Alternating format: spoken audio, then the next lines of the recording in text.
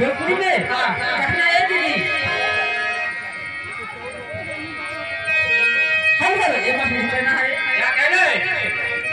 अरे वठवा में लाली लगवलुया भौजी क्या बात है?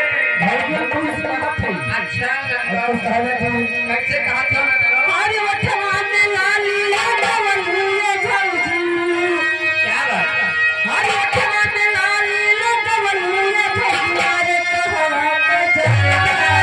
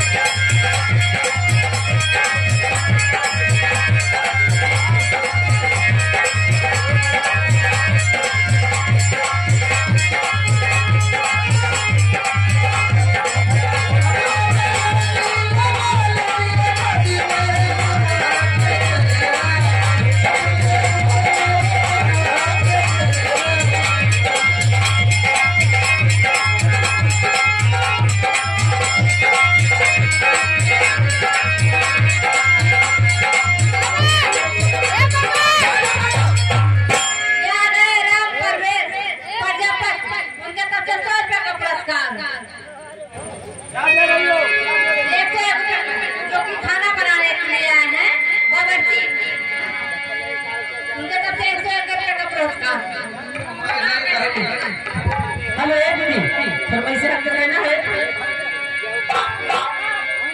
ये सारे भैया पानी का हटारा परदेश बलम्मा घर में हम के छोड़ के हटारा परदेश बलम्मा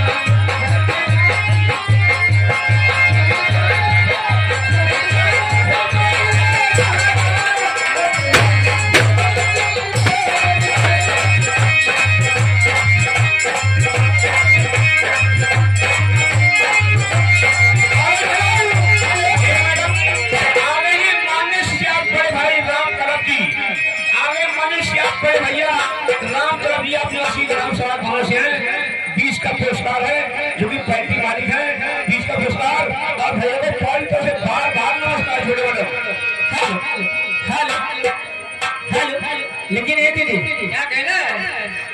तो बहुत बड़ा भैया हो तो हमारे क्षेत्र में हमारे पास ना कहा कहेंगे अब हम अपने नहीं की जिस मिले हाँ ठीक है मिल जाएंगे हाँ अब अरे ये बता तो हर भोजपुरी जब बातें अच्छी गाना हाँ भुला दीजिए करता है वही भाव में आई जा फिर से अच्छा हाँ कहना बा हाँ कैसे अरे गोरिया